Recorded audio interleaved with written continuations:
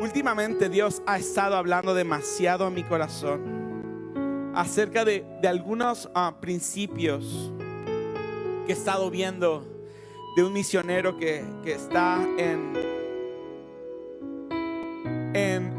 Turquía, y creo que ya les he comentado, no sé si a ustedes o en la primera reunión de las 9, que es donde estuve predicando el mes pasado. Y no sabes,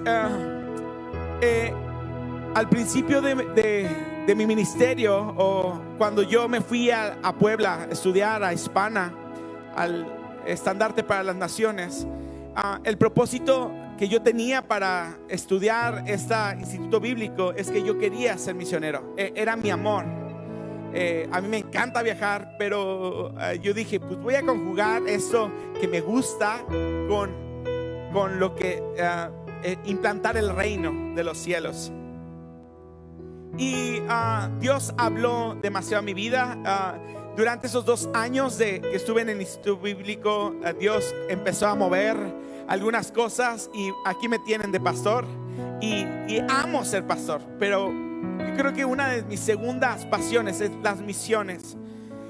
Sigo a este misionero que se llama Samuel Nielsen, y algo que yo siempre he entendido es que las misiones te hacen volver a tu propósito. Hace 20 años nosotros iniciamos las misiones, y nuestro primer viaje misionero fue a Huautla, y no Huautla, Morelos, sino Huautla, Oaxaca. Ahí donde están, se dice que los Beatles fueron a ponerse locos con los hongos, y que iban muchos artistas, y ahí estaban algunos brujillos, y fue un viaje misionero impactante de 12 personas, en el cual yo tenía como 13 años, 14 años. De verdad que Dios fue respaldó tanto nuestro ministerio. Hicimos guerra espiritual, predicamos, hicimos campañas, y fue una cosa sorprendente. No fueron las mejores comodidades, no fue de que nos prepararon los hermanos porque fuimos a apoyar una iglesia y nos hospedaron en un hotel. No, éramos en un cuartito, éramos como 5 personas, y nos hospedaron de diferentes. Los hermanos dándonos de comer frijoles y cosas muy sencillas. Pero no sabes que desde ese momento Dios habló demasiado a mi vida en cuestión de las misiones.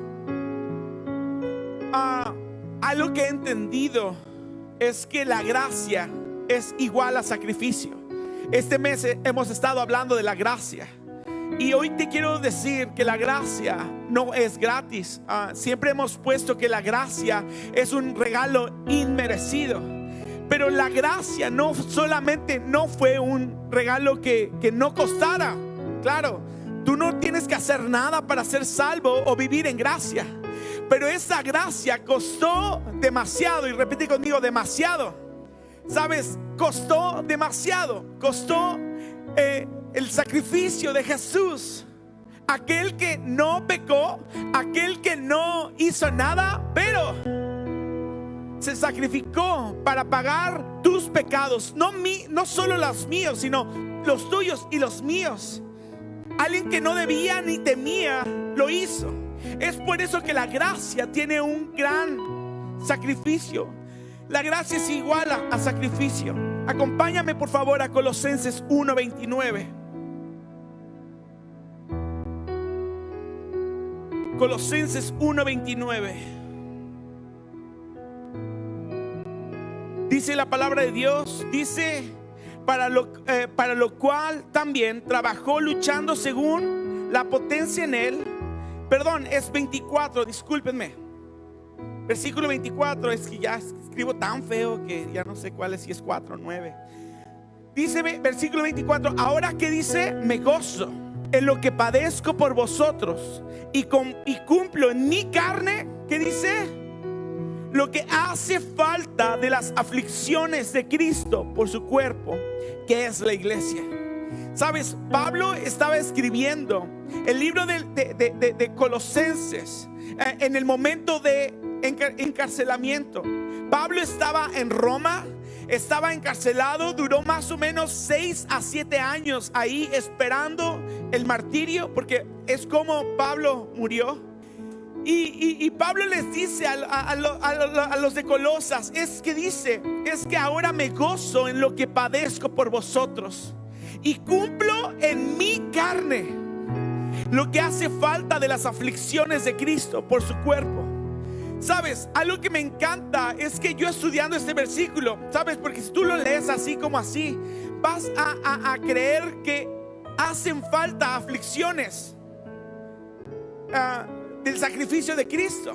Pero déjame decirte algo muy en claro, es que Cristo ya lo hizo todo. No se necesita ni una aflicción más de la que yo tenga que dar de cuenta, porque Cristo pagó ya todo. Y repite conmigo: todo. Él ya no se necesita hacer algo más. Pero lo que Pablo dice en este versículo dice: y cumplo en mi carne lo que hace falta de las aflicciones. Y habla acerca de yo me quiero parecer a Cristo aún en medio de las aflicciones.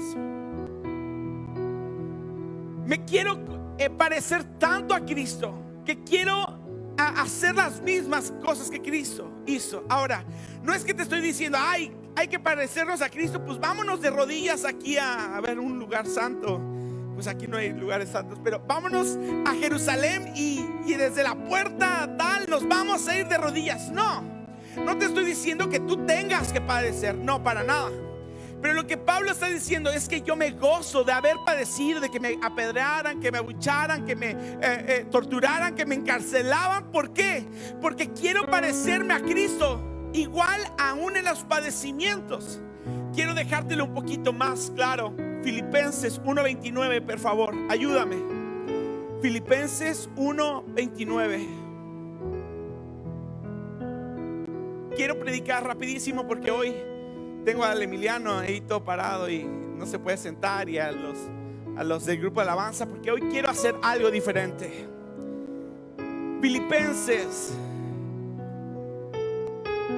1:29 y 30 dice la palabra de Dios, que dice: porque a vosotros os es concedido a causa de Cristo, no solo porque creáis en Él, sino que ¿qué?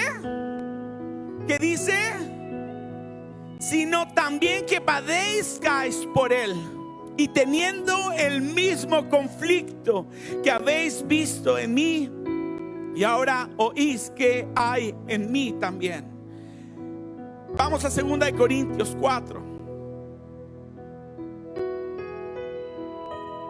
2 de Corintios 4, versículos 7 al 10. Dice: pero tenemos este tesoro en vasos de barro, para que la excelencia del poder de Dios, sea de Dios y no de nosotros. Dice que estamos, ¿qué dice? Atribulados en todo, mas no angustiados; en apuros, mas no en qué; desesperados; perseguidos, mas no qué; desamparados; derribados, pero no destruidos; llevando en el cuerpo siempre por todas partes la muerte de Jesús, para que también la vida de Jesús ¿qué? Sea manifiesta en nuestros cuerpos. Les mandé unas fotos de unos perseguidos. Es unos chinos. Esta es una foto que publicó Samuel Heilsen, hablando de la persecución que está habiendo en China. En estos momentos están persiguiendo a la iglesia china. Se habla que en el 2030 la iglesia más grande en el mundo va a ser la iglesia china. Pero es una iglesia que está siendo torturada, encarcelada. ¿Me prestas la otra foto? Una página que se llama Puertas Abiertas y te quiero leer porque no me sé todo. Dice: La persecución no es una novedad, de hecho ha cambiado junto a los cristianos desde el inicio de la iglesia. Hoy, 1 de cada 8 cristianos es perseguido. Antes que el cristianismo se estableciera como una de las más grandes creencias en el mundo, Jesucristo enseñaba a sus discípulos que ellos serían perseguidos por causa de su nombre. Así, después de su resurrección, el libro de los Hechos nos cuenta emocionantes historias que tienen la persecución como factor principal. Por lo tanto, podemos decir que la persecución ha caminado junto a los cristianos desde el primer momento. Según diversas estadísticas, podemos afirmar que los cristianos son el grupo religioso más perseguido del mundo. Si bien la persecución cristiana toma muchas formas, Puertas Abiertas las define como cualquier hostilidad experimentada como resultado de la identificación con Cristo. El martirio a los cristianos sigue siendo un problema para los creyentes de todo el mundo, incluyendo el riesgo de encarcelamiento, pérdida de hogar y bienes, tortura física, violación e incluso la muerte como resultado de su fe. Todos los días recibimos nuevos incidentes que en promedio indican que por mes, y escucha estas estadísticas, 345 cristianos son asesinados por razones relacionadas con la fe. 345 cristianos son asesinados cada mes. 105 iglesias y edificios cristianos son quemados y atacados. 219 cristianos son detenidos sin juicio, arrestados, sentenciados y encarcelados. Pero ¿dónde se persigue a los cristianos? Las tendencias muestran que los países de África, Asia y Medio Oriente están intensificando la persecución con los cristianos. Y quizás los más vulnerables son las mujeres cristianas, que a menudo enfrentan una doble persecución por su fe y también por su género. Mientras tanto, en Latinoamérica, la persecución a los cristianos toma lugar en países como Colombia y México, utilizándose de diversas herramientas para oprimir al pueblo de Dios. ¿Quiénes son realmente esos cristianos perseguidos? Son personas como tú y como yo, cristianos que tienen anhelos y sueños como cualquiera de uno de nosotros, pero debido al lugar y el contexto donde se encuentran, han enfrentado serias consecuencias para vivir en relación con Dios. En Pakistán, una mujer fue víctima de las rígidas leyes de la blasfemia al criticar el profeta Mahoma. Asia Bibi, que es el nombre de esa mujer, fue condenada a años en el corredor de la muerte por mantenerse fiel a su fe en Jesucristo. Después de 10 años, Asia fue liberada, y a pesar de la reprobación de la comunidad musulmana en su país, ahora puede vivir junto a su familia en otro continente. Mientras tanto, en Irán, Joseph Nadarkhani, un líder cristiano, es considerado una amenaza a la seguridad nacional por causa de su fidelidad y posición en la iglesia. Por ello fue arrestado diversas veces y actualmente mantiene una condena en la prisión más temida del país. Esta historia se repite en el testimonio de una niña de Nigeria, Lea Sharibu, que fue secuestrada en la escuela en la ciudad de Dapchi. Todas sus amigas fueron liberadas o asesinadas, pero Lea permanece en cautiverio por no negar su fe. Estas historias no son casos aislados. Por el contrario, representan más de 260 millones de cristianos que actualmente enfrentan oposición y dificultades por profesar su fe en Jesucristo. Y nuestra labor es fortalecerlos y apoyarlos para permanecer hasta el fin. ¿Por qué ellos sí y por qué yo no? Porque ellos sí pueden enfrentar cárceles, persecución, muerte y ser lastimados. ¿Y por qué yo no puedo sacrificarme? Porque yo no puedo a veces ni sacrificar un domingo, levantarme temprano para venir a la iglesia. Porque yo a veces no puedo sacrificar mis deseos de pecado por seguir a Dios. ¿Por qué ellos sí y por qué yo no? Porque ellos sí pueden dar su vida por seguir a Cristo, y hay veces se me hace tan difícil el orar o leer la Biblia. porque ellos sí aman a Dios con todo su corazón, que pueden hacer lo que sea por seguir su fe, porque ellos sí pueden perder sus hijos, su familia, su vida, aún su dignidad, en medio de tantas violaciones a las niñas que se hacen en Nigeria, porque ellos sí pueden y porque yo no. ¿Por qué la iglesia en México no? Y una de las cuestiones, y quiero ser muy rápido, es porque ellos lo aman. Gracia significa que ahora tenemos entrada a la presencia de Dios. Hebreos 10:29.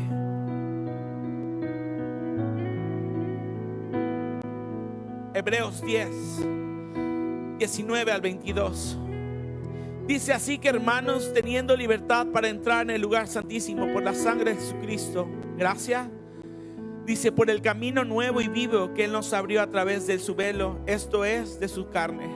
Y teniendo un gran sacerdote sobre la casa de Dios, acerquémonos con un corazón sincero, en plena certidumbre de fe, purificados los corazones de mala conciencia y lavados los cuerpos con agua pura. Y el autor de Hebreos comienza a decir, ahora tienes la libertad de poder entrar a su presencia. Y en el versículo 22 dice, así pues, acerquémonos con un corazón sincero, en plena certidumbre de fe. O sea, el autor del libro de Hebreos te está diciendo, acércate, no vas a ser rechazado. ¿Sabes? Porque una de las causas que estas personas están padeciendo el martirio es porque se han acercado a Dios, han ido a la presencia de Dios y lo han amado. Lucas 7:47, por favor. Lucas 7.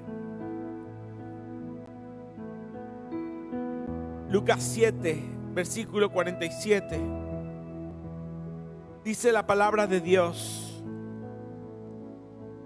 Dice, todo aquel que viene a mí y oye mis palabras y las hace. 7:47. Dice la palabra de Dios, por lo cual te digo que muchos pecados les son perdonados, porque amó mucho. Mas aquel que quien se le perdona poco, poco ama. Y si tú te vas al contexto de este versículo, está hablando de una mujer pecadora, y así lo dice la Biblia, una mujer pecadora, a la cual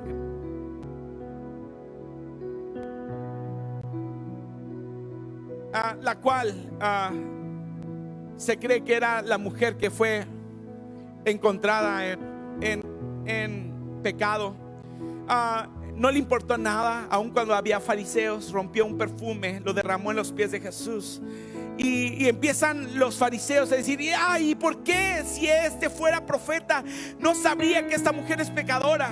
¿Sabes? Y Jesús conocía los pensamientos de estos hombres y dijo, es que deben de entender algo. A quien mucho se le perdona, ¿qué dice? Es que se le ama mucho. Y al que poco se le perdona, ¿qué dice? Poco se le ama.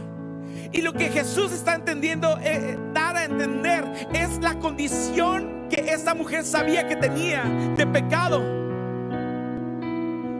¿Sabes? Hay veces que decimos, es que pastor, yo me porto bien.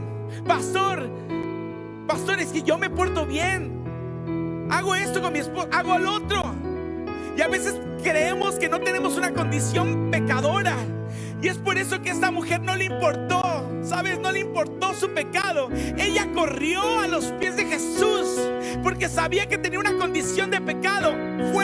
Derramó un perfume que costaba el salario de todo un año. Lo derramó a los pies de Jesús y le sirvió, lo amó. ¿Sabes por qué? Porque ella sabía que Dios la amaba demasiado y no le importó derramar su perfume.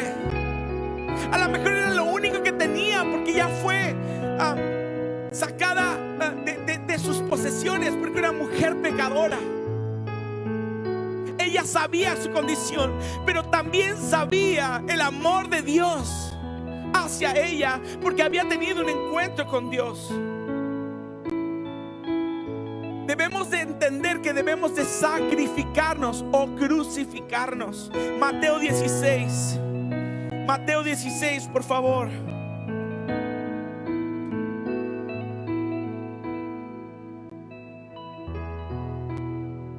Mateo 16, versículo 24 al 27.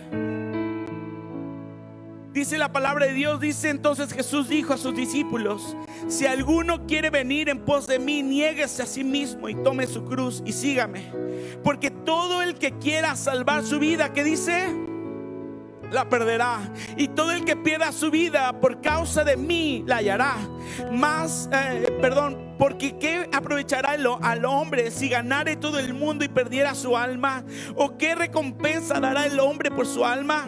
Porque el Hijo del Hombre vendrá en gloria de su Padre con los ángeles, y entonces pagará a cada uno conforme a sus obras. Jesús está diciendo: pierde tu vida para encontrarla. Muere para que vivas. Negarse a sí mismo no es asumir algún ascetismo extremo o falso. En palabras que podamos entender, el ser un hombre religioso que se ponga una bomba y estalle un avión no me hace negarme a mí mismo. Dice: negarse a sí mismo no es asumir algún ascetismo extremo y falso, sino poner los intereses del reino primero y por encima de mi vida. Eso es negarse a sí mismo. Poner los intereses del reino antes que mi vida.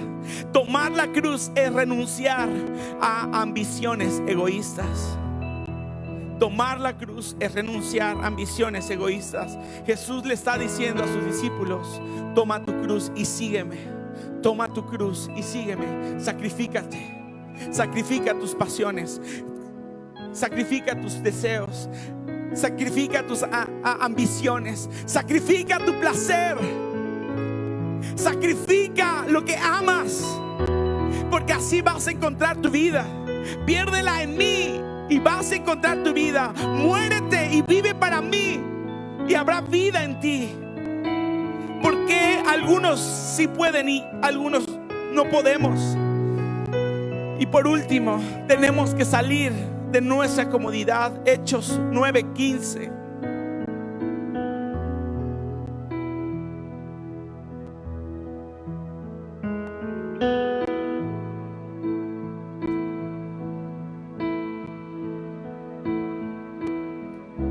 Hechos 9:15.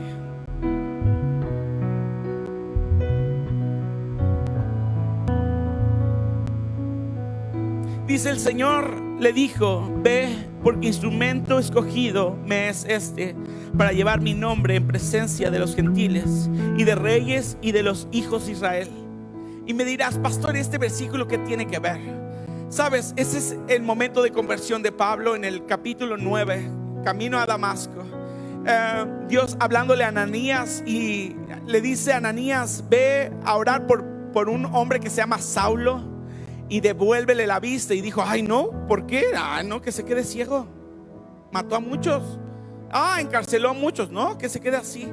Y me encanta como Dios le dije: a ver, espérate tantito, Ananías, no te tengo que dar explicaciones.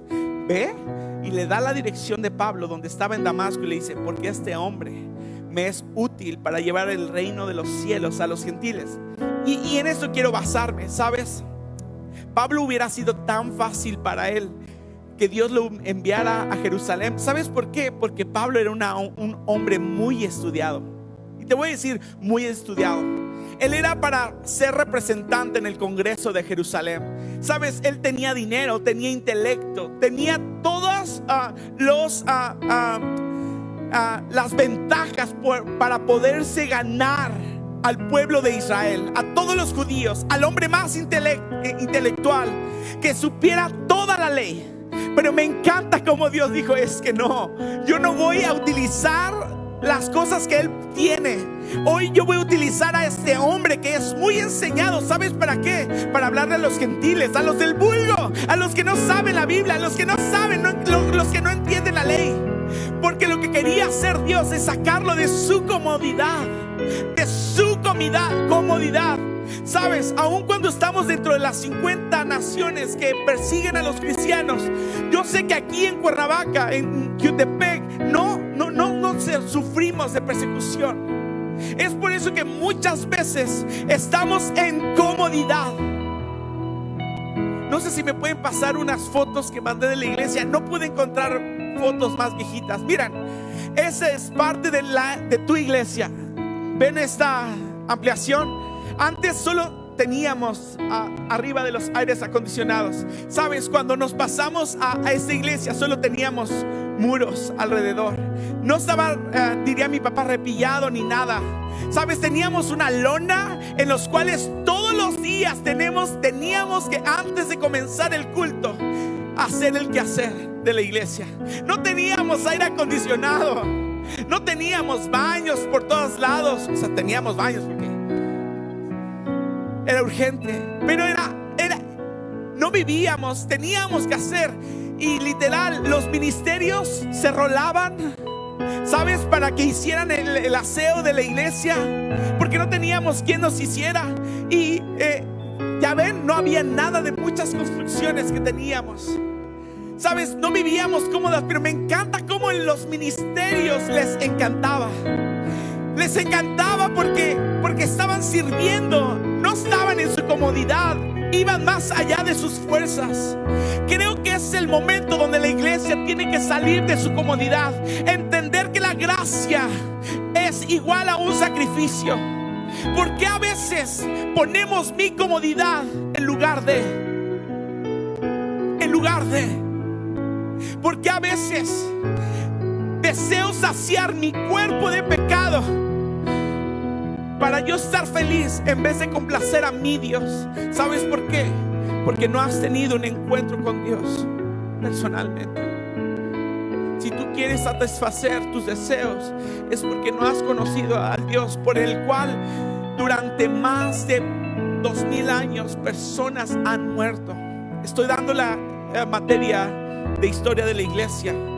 Estoy en el segundo periodo de la iglesia. En el segundo periodo es del año 100 después de Cristo al 325, donde Constantino ya era el emperador o el gobernador de Babilonia. Y él es el quien pone el alto a la persecución de la iglesia. Porque durante todos esos 200 años la iglesia fue perseguida, lapidada, crucificada. Y hubo emperadores que fueron tan violentos, de verdad, que quemaban a las personas vivas, encerraban a las personas y prendían los lugares para quemarlos vivos. Constantino tuvo una revelación con Dios, de Dios, y hizo oficial el cristianismo, y en ese momento se puso alto a la persecución. Pero los primeros 200 años del cristianismo fue persecución. Ahora, si el cristianismo no hubiera sido una realidad, si mi Dios no fuera real, eso se hubiera acabado. Porque el cristianismo no empezó. Sabes, el primer emperador que empezó a perseguir a los cristianos fue Nerón. Destruyó el templo en el año 70 después de Cristo. La iglesia comenzó con persecución. Pero ha habido tantos hombres que han tenido encuentros con Dios que no les ha importado nada. Y hay veces que nosotros, y yo me incluyo, no podemos sacrificar nuestras comodidades por seguir a Cristo. Ay, iglesia, a través, ahora no digo que así sean todos. Ay, voy a prender mi tele, el culto, pero voy a echarme una cocinada o voy a hacer el quehacer. Ahora, no digo que no hagas tu quehacer, pero hay momentos, hay tiempo para todos. Para nacer, para vivir, para descansar. Y hay momentos que es para mi culto. Y sabes, la iglesia puede caer en una comodidad. Pues prendo la tele, descanso mi espíritu religioso porque ya aprendí la tele. Está el culto, en mi casa. Pero yo voy a hacerme otras labores. Es que orar todos los días. No tengo tiempo. Trabajo, hago de comer, hago el aseo, voy acá, voy allá. Orar, leer la Biblia, dejar de alcoholizarme. No, ¿cómo? Eso me da placer. De mi esposa, que es bien mandona, dejar eso. No, ¿cómo? Eso me gusta. No, trabajar, ganar dinero y dejar mis comodidades. No, ¿cómo? Seguir a Cristo es difícil. No, mejor así, cómodamente. Porque ellos no y porque nosotros. Porque ellos sí, porque nosotros no. Porque ellos han conocido al verdadero Dios. Quiero dejar estos 3 minutos, 4 minutos. Si puedes ponerte de pie.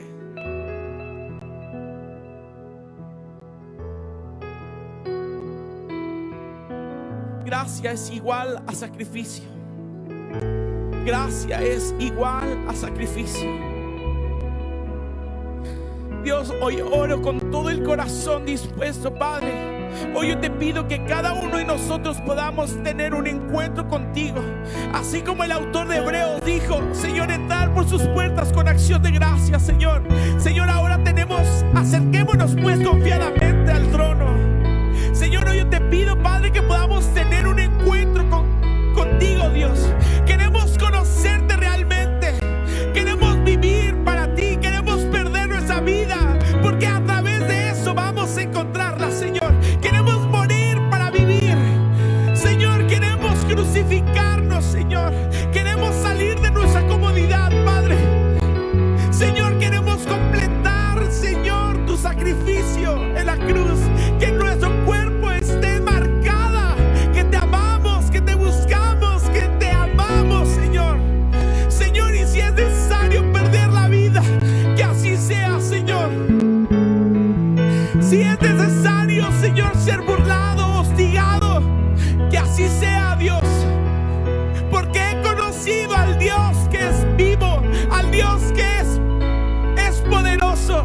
Dios, yo oro y clamo que cada uno de nosotros pueda entender y conocer y tener un encuentro contigo, Dios. Desde el principio de Génesis hasta Apocalipsis, Señor, los grandes héroes de la fe tuvieron que tener un encuentro contigo. Moisés en la montaña, Abraham en su tienda de acampar, José en sueños, pero siempre tuvieron que tener un encuentro contigo, Dios. Yo oro, Señor, para que cada uno de los que estamos aquí tenga un encuentro, Señor. Amarte más que a nuestra propia vida. Amarte que más que nuestra propia vida. Más que nuestra vida, que nuestros placeres, nuestros sueños. Más que el pecado, Dios. Si yo te amo, voy a sacrificar mi placer, porque así como Pablo decía: lo que yo quiero hacer no lo hago, y lo que no quiero hacer eso hago, porque en mi cuerpo están los deseos, el placer del pecado. Dios, despierta una iglesia que entienda, Señor, que vale más poner las cosas del reino arriba de nuestra vida que nuestra propia vida. Porque puedo morir mañana y las cosas que he ganado en esta vida no me las voy a llevar. Dios, despierta a la iglesia. Despiértanos, Señor. Despiértanos, Señor. Despiértanos, Padre. Despiértanos, Señor. Despierta. Ahí dile en tu lugar, dile: despiértame, Señor. Quiero conocerte más y más. Quiero conocerte más. Quiero entender qué es eso de gracia es igual a sacrificio. Quiero vivir en gracia. Tengo que sacrificar